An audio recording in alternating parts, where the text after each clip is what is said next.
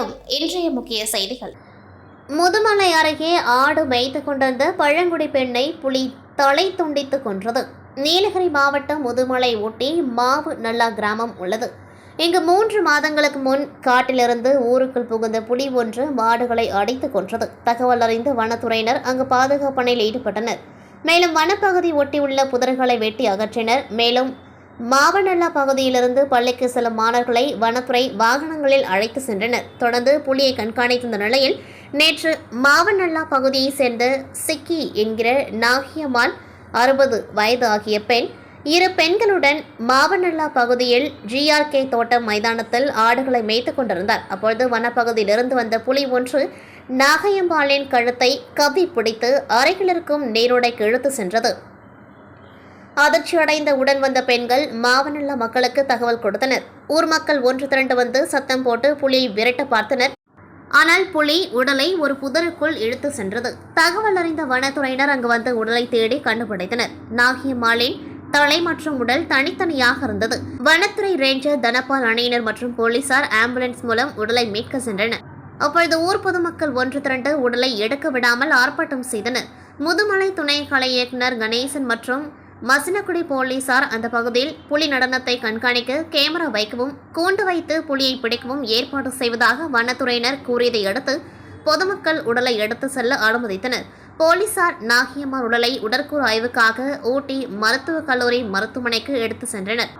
கடந்த சில வருடங்களுக்கு முன் மசினகுடி பகுதியில் வயதான T23 என்ற புலி மாடு மேய்க்க சென்ற பெண்ணை அடித்து கொன்றது. அதன் பிறகு வனத்துறையினர் 10 நாட்கள் போராடி புலியை பிடித்தனர். இந்நிலையில் மாவனல்லா பகுதியில் ஆதிவாசி பெண்ணை புலி அடித்து கொன்றது பொதுமக்களிடையே பீதி ஏற்படுத்தியுள்ளது. இதற்கிடையே வனத்துறையினர் இரவு நேரத்தில் பொதுமக்கள் யாரும் வெளியில் வர வேண்டாம் என்றும் புலியை கண்காணிக்க கேமரா வைக்கப்பட்டுள்ளது என்றும் வனத்துறையினர் ஒலிபெருக்கி மூலம் அறிவித்து வருகின்றனர். தானியங்கி கேமராக்கள் பொருத்தப்பட்டு GRK நிலப்பகுதி முழுவதும் கண்காணிப்புக்குள் கொண்டு வரப்பட்டுள்ளது. இப்பகுதிக்குள் பொதுமக்கள் யாரும் பிரவேசிக்க வேண்டாம் என வனத்துறை சார்பாக கேட்டுக்கொள்ளப்படுகிறது. மாலை இருள் சூழ்ந்த நேரங்களிலும் பகல் அதிகாலை நேரத்திலும் பொதுமக்கள் யாரும் புதர்மண்டிய பகுதிகளுக்கும் GRK பட்டா நிலத்திற்குள்ளும் செல்ல வேண்டாம் என வனத்துறை சார்பாக உங்களை பணிவுடன் கேட்டுக்கொள்கிறோம். புலியின் நடமாட்டத்தினை பொதுமக்கள் காணும் பட்சத்தில் GRK நிலப்பகுதியில் முகாமிட்டுள்ள வனத்துறை பணியாளர்களுக்கு தகவல் அளித்து உதவுமாறு வனத்துறை சார்பாக உங்களை அன்புடன் கேட்டுக்கொள்கிறோம். மீண்டும் அறிவிக்கிறோம். மாவனல்லா GRK நிலப்பகுதியில் எதிர்பாராத விதமாக தென்பட்ட புலியின் நடமாட்டத்தினை கண்காணிக்க வேண்டி ஆங்காங்கே தானியங்கி கேமராக்கள் பொருத்தப்பட்டு கண்காணிப்பு பணிகள் மேற்கொள்ளப்பட்டு தனிக்குழு அமைத்து மேற்படி பகுதியில் தங்கி கண்காணிப்பு பணிகள் மேற்கொள்ளப்பட்டு வருகிறது. பொதுமக்கள் இருள் சூழ்ந்த நிலையிலும் அதிகாலை வேளையிலும் மேற்படி பகுதியில் நடமாடுவதனை தவிர்க்குமாறும் புலியின் நடமாட்டத்தினை காணும் பட்சத்தில் உடனடியாக மேற்படி பகுதியில் முகாமிட்டுள்ள வனத்துறை பணியாளர்களுக்கு தகவல் அளித்து உதவுமாறும் உங்களை அன்புடன் கேட்டுக்கொள்கிறோம். புதுச்சேரி மாநிலம் வெள்ளினூர் கொம்யூன் RC30 செம்மியம்பாளையம் முதல் கீழூர் சாலையில் மீனாட்சி நகரில் நீர்ப்பாசன வாய்க்காலின் குறுக்கே பாலம் அமைத்து தர வேண்டுமென கிராம மக்கள் தொகுதி சட்டமன்ற உறுப்பினரும் வேளாண் துறை அமைச்சருமான தேனி ஜெயக்குமார் அவர்களிடம் கோரிக்கை வைத்தனர். கோரிக்கையை ஏற்ற அமைச்சர் உடனடியாக பொதுப்பணித்துறையின் மூலம் 1,21,80,000 ரூபாய் நிதி பெறப்பட்டு பாலம் கட்டுவதற்கான பூமி பூஜை விழா நடைபெற்றது. இதில் தொகுதி சட்டமன்ற உறுப்பினரும் வேளாண் துறை அமைச்சருமான தேனி ஜெயக்குமார் கலந்து கொண்டு பணியினை பூஜை செய்து துவக்கி வைத்தார். இந்நிகழ்ச்சியில் பொதுப்பணித்துறை தலைமை பொறியாளர் வீரசெல்வம், செயற்பொறியாளர் சந்திரகுமார், உதவி பொறியாளர் ஜலீல், இளநிலை பொறியாளர் கிருஷ்ணன் மற்றும் NR காங்கிரஸ் பிரமுகர்கள், ஊர் பொதுமக்கள் கலந்து கொண்டார்கள்.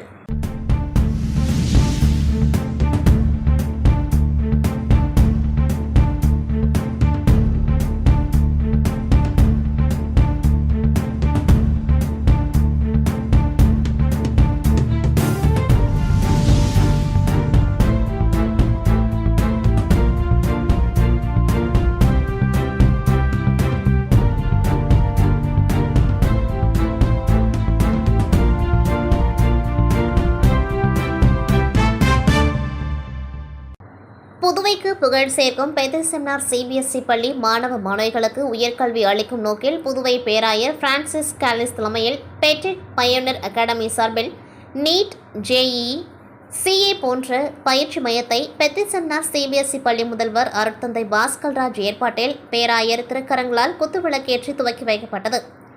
இவ்விழாவில் முதன்மை குரு அருட்தந்தை குழந்தைசாமி, பொருளாளர் அருட்தந்தை பிலோமின் தாஸ், மறைமாவட்ட கல்வியாளர் செயலர் அருட்தந்தை பீட்டர் ராஜேந்திரன் மற்றும் அசிஸ் சவுக்கர் ஆகியோர் கலந்து கொண்டு சிறப்பித்தனர்.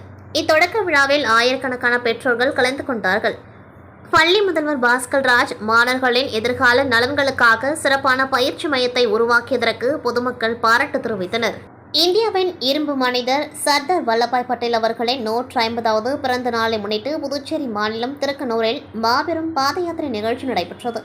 இதில் தொகுதி சட்டமன்ற உறுப்பினரும் உள்துறை அமைச்சருமான நமச்சிவாயம் கலந்து கொண்டு 500க்கும் மேற்பட்ட பள்ளி மாணவர்கள் பொதுமக்கள் கலந்து கொண்டு உறுதிமொழி ஏற்றனர். தொடர்ந்து மேலதாளங்களுடன் நடைபயண பாத யாத்திரையை கொடியசைத்து துவக்கி வைத்தார். இந்நிகழ்ச்சியில் ஆணையர் எழில்ராஜன், பாஜக பிரமுகர்கள் கண்ணன், வீரராகவன் மற்றும் நிர்வாகிகள் பொதுமக்கள் கலந்து கொண்டார்கள்.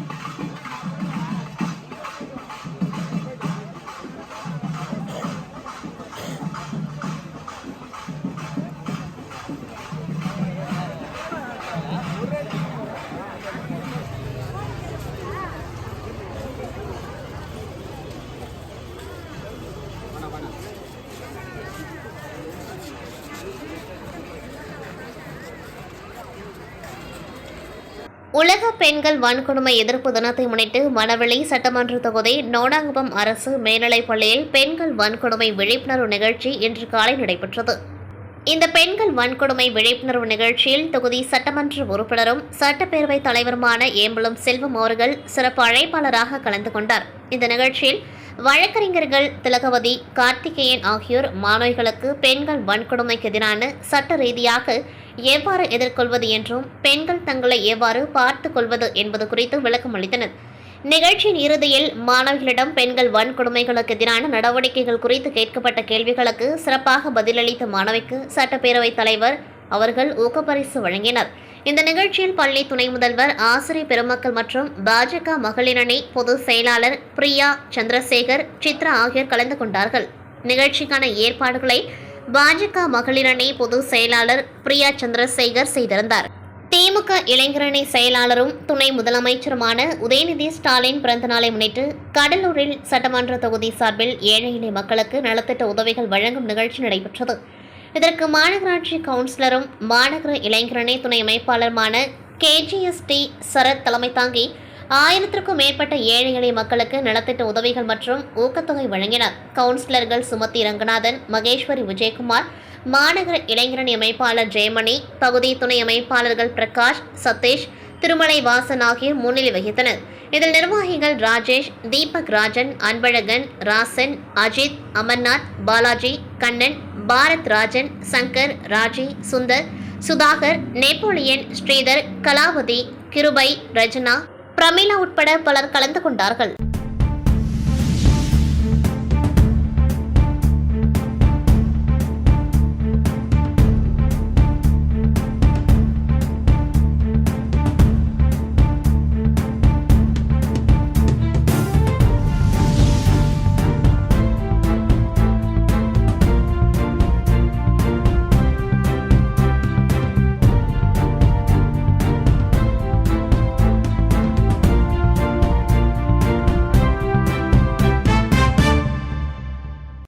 புதுச்சேரி மாநிலம் காரைக்கால் அடுத்த நிரவி சாந்தி நகரில் சார்பதிவாளர் அலுவலகம் இயங்கி வருகிறது. இந்நிலையில் அலுவலகத்தை சுற்றிலும் மழைநீர் தேங்கியதால் பத்திரப்பதிவு செய்ய வந்த பொதுமக்கள் அலுவலகத்திற்கு செல்ல முடியாமல் தவித்து வருகின்றனர்.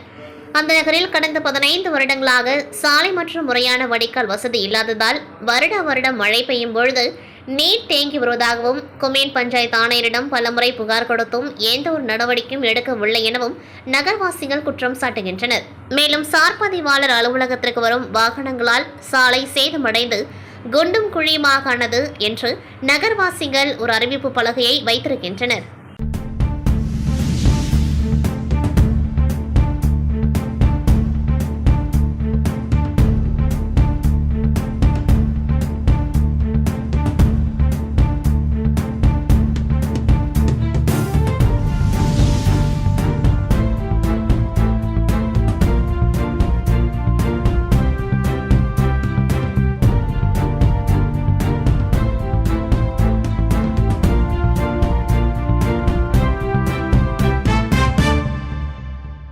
புதுச்சேரி கோபாலன் கடை பகுதியைச் சேர்ந்தவர் ஜாபர் அலி. கார் டிரைவரான இவருக்கு 2 மகன்கள், ஒரு மகள் உள்ளனர். இந்நிலையில் கடந்த 20ஆம் தேதி தனது நண்பருடன் அரசூர் பகுதியில் உள்ள புத்து மாரியம்மன் ஆலயம் அருகே சென்றபொழுது ஜாபர் அலியை பாம்பு கடித்ததில் அவர் மயங்கி விழுந்துள்ளார். இதனை கண்ட அவரது நண்பர் ஆசார் வில்லியனூர் பகுதியில் உள்ள மருத்துவமனைக்கு ஜாபர் அலியை சிகிச்சைக்காக அழைத்து சென்றுள்ளார்.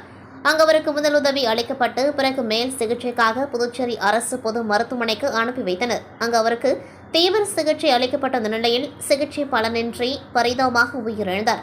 இதுகுறித்து அவரது மனைவி நஸ்ரின் பானு கொடுத்த புகாரின் பேரில் வில்லியனூர் போலீசார் வழக்கு பதிவு செய்து விசாரணை மேற்கொண்டு வருகின்றனர். இத்துடன் செய்திகள் நிறைவடைகின்றது. நன்றி, வணக்கம்.